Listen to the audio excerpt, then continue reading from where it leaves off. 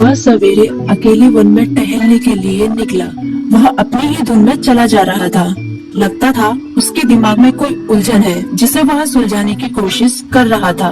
सड़क पर आगे बढ़ते ही उसके सामने चीकू खरगोश भागा। बबलू का पैर उसके ऊपर पड़ने ही वाला था कि चीकू जोर से चिल्लाया। उसकी आवाज सुनकर बबलू ने अपना पैर पीछे खींच लिया। कहाँ खोए हो बबलू भाई? कहीं नहीं, बस कुछ ऐसे ही सोच रहा था। किस बारे में? तुम जानकर क्या करोगे? शायद मैं तुम्हारी कुछ मदद कर सकूं। तुम तो जानते हो आजकल वन में कितनी चोरियां हो रही हैं, पर चोर का कोई अता पता ही नहीं है। इस बात को लेकर वन के सारे प्राणी चिंतित थे। वे वहाँ खुद को सुरक्षित महसूस नहीं कर रहे थे।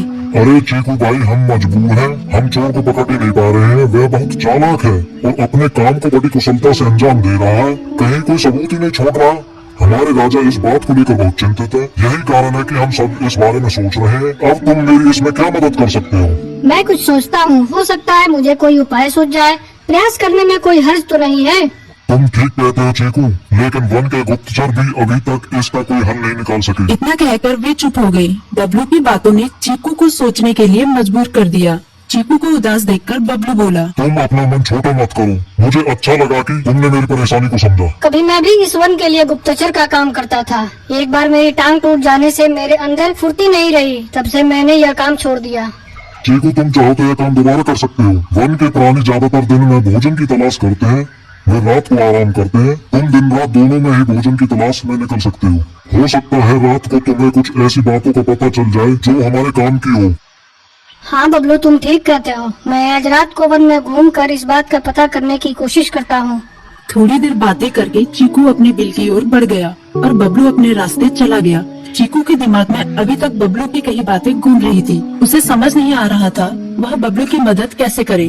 दिन भर वह उसी उधेड़-बुन में लगा रहा। शाम होते ही चीकू कुछ सोचने लगा और वह चुपचाप बिल से बाहर निकल आया। चीकू की पत्नी ने देखा तो बोली, इस समय कहाँ जा रहे हो? बाहर खतरा है। खतरा तो सुबह भी रहता है, लेकिन खतरों से डरकर हम भूखे तो नहीं मर सकते। मैं बाहर घूम कर आता हूँ। इतना कहकर चीकू रात को बिल से बाहर निकल आया। कुछ दूर जाकर उसकी नजर बंकू उल्लू पर पड़ी, जो कुछ ही दूरी पर था।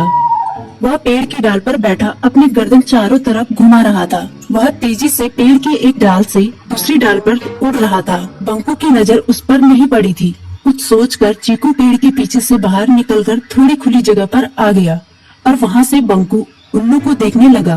बंकू ने चीकू को अंधेरे में भी देख लिया, पर उसने उसमें कोई उत्सुकता नहीं दिखाई और अपनी गर्दन चारों ओर घुमाता रहा। चीकू बड़ी देर तक बंकू की हरकतों पर नजर रखे रहा। वह थोड़ी देर तक खुले मैदान में खड़ा रहा, पर बंकू ने उसे देखकर भी अनदेखा कर दिया।